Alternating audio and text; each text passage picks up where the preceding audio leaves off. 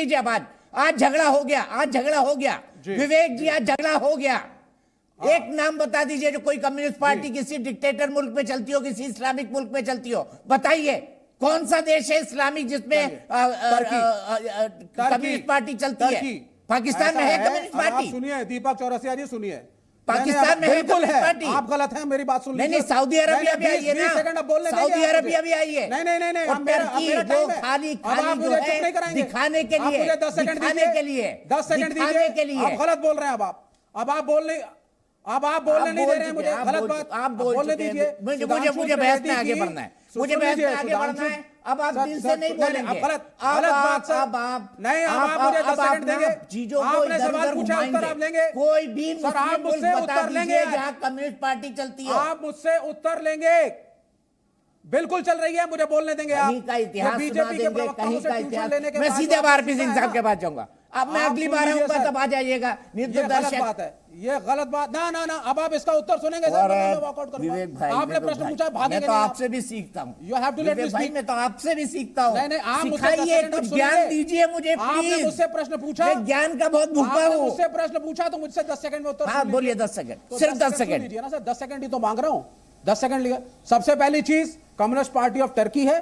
Turkey के अंदर 68 communist देश इकट्ठे हुए थे, वहां पे पैलेस्टीन के समर्थन में रेजोल्यूशन पास हुआ है। दूसरी चीज, विभाजन के बाद कम्युनिस्ट पार्टी ऑफ पाकिस्तान गई थी, उसको बैन किया गया। आज वहां पे 4-5 कम्युनिस्ट पार्टियां हैं जो वहां पे कॉजेस के लिए लड़ रही हैं। इस प्रकार से ईरान के अंदर भी एक कम्युनिस्ट लेफ्ट बड़ी स्ट्रांग मूवमेंट है। ऐसे अनेकों मुल्क हैं, लेकिन बीजेपी के प्रवक्ताओं को पता नहीं होता। करेक्ट, हम जानबूझ के करते नहीं है, क्योंकि जो दर्शक है वो समझदार है। एक ही मुल्क है, एक ही मुल्क है, नहीं होता जहां पर आज भी आप बैठे हुए हैं। एक ही मुल्क है, एक ही मुल्क है। नहीं, पाकिस्तान गलत, इस्लामिक कंट्रीज हैं, कम्युनिस्ट मूवमेंट हर जगह पे है, कि 56 हर जगह इस्लामिक पर है। कंट्री में ये देखिए पहले और दूसरे नंबर पे चल रही है। और कम्युनिस्ट पार्टी अब पाकिस्तान वालों को क्या हाल किया गया, थोड़ा इतिहास पढ़ लीजिएगा। आरपी सिंह साहब, ये क्यों हुआ केरल का मसला बताइए। मैंने बहुत टाइम दे दिया विवेक जी को। दीपक भाई, अभी हाल में मैं नहीं सर, आप सही है सर, आप जिले इलाही हैं। दीजिए विवेक जी। नहीं, ऐसा नहीं, आप बोलिए सर, आप बोलिए।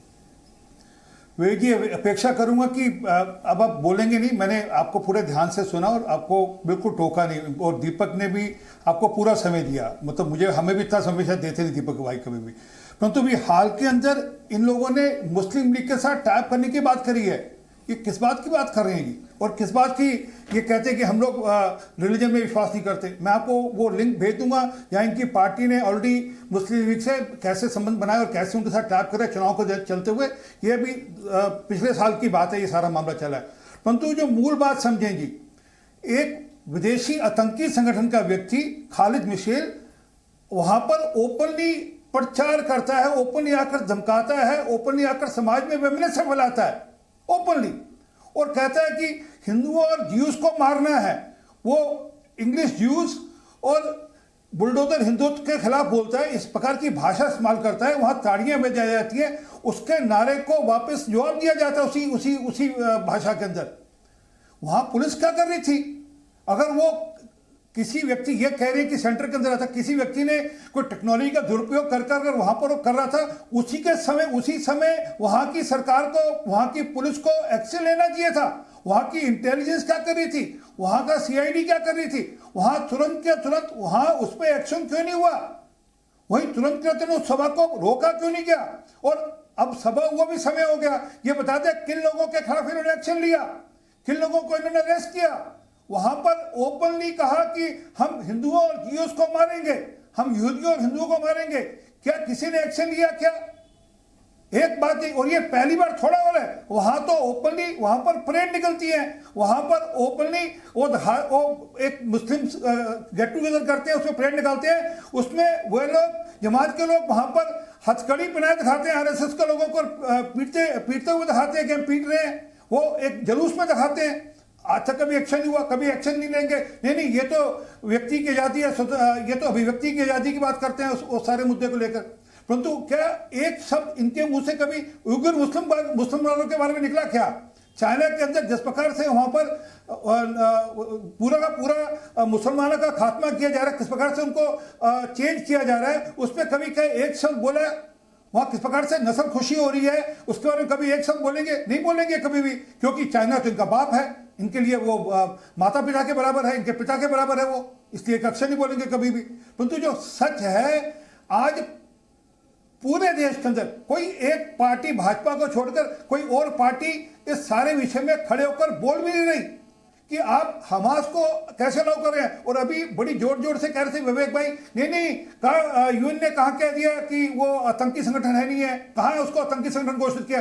कृपा कर हमास का चार्टर पढ़िए, चार्टर के अंदर बड़ा स्पष्टता से लिखा हुआ है कि हमने जब हम एक एक जीव को खत्म करेंगे, हम ज्यूस का पूरी दुनिया से उन्मूलन करेंगे। ऐसा है ना, ये मसालेदार भाषा ना बोलें। आप रूलिंग पार्टी के प्रवक्ता हैं, थोड़ा गंभीरता से बोलिए। अब आप सुन लीजिए, यू आर सर, मैंने भी नहीं टोका, मैं तो पूरे वक्तव्य के बाद टोक रहा हूं सर आपको। Sir in the foreign policy,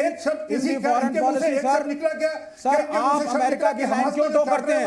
आपको सिर्फ अमेरिकी पूंजीवाद दिखता है। और दूसरी बात, आपने यूनाइटेड नेशंस में पैलेस्टीन का समर्थन नहीं किया क्योंकि आपके ऊपर अमेरिका का प्रेशर है। अरे जो बाइडेन बोल देते हैं, मोदी साहब सिर झुका करके फॉलो कर लेते हैं। आपको अपना स्टैंड लेना चाहिए था, आपने नहीं लिया। या तो बोल दीजिए वाजपेयी पे आपका विश्वास नहीं था। प्रधानमंत्री से बात करी है, वो भी तो प्रधानमंत्री थे, आप ही की पार्टी थे जिन्होंने पैलेस्टीन के लिए एक स्टैंड लिया था। आपने क्यों नहीं लिया? प्लीज बीच में नहीं विवेक जी। किसी एक देश पे हमला करेंगे, वह देश जवाब नहीं देगा। मैं एक सेकंड और दूंगा, मैं सोनिया गांधी जी की चिट्ठी पढ़ रहा था। वाजपेयी के टाइम में पैलेस्टीन में किसकी सत्ता थी?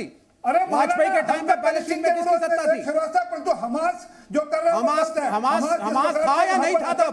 वो गलत है। वाजपेयी गलत थे तो बोलो वाजपेयी गलत है। आप बोलिए वाजपेयी गलत थे, वाजपेयी को पैलेस्टीन का समर्थन नहीं करना चाहिए था, बोलिए आप। मोदी जी ने भी पैलेस्टीन के समर्थन ठीक थे भाई, ऐसे कैसे हो सकता है? चिट भी मेरी पट भी मेरी, ये थोड़ी ना होता है। ये सीधा बोलिए, आप अमेरिकन लाइन क्यों करते हैं? घटनाओं को या आतंकवाद का समर्थन नहीं करेंगे। अरे सर, वही हमास तब भी था, वही पैलेस्टीन तब भी था। आप ही की पार्टी ने स्टैंड चेंज करा है आज अमेरिकन प्रेशर में, इस बात को मानिए आप। दीपक भाई, पार्टी वही है, आपकी नेता अलग था। बिल्कुल रोका नहीं था। एक बार बता दीजिए, जब पॉइंट ही नहीं है तो रोकोगे। एक मिनट ब्रेक पे जाना है। और आप लोग बड़ी बड़ी बातें करते हैं, हमारा धर्म से कुछ नहीं है। इंडियन यूनियन मुस्लिम लीग आपकी क्या इंडिया अलायंस में पार्टनर नहीं है विवेक श्रीवास्तव जी? और समय समय पर केरल में आप क्या करते हैं उनके साथ?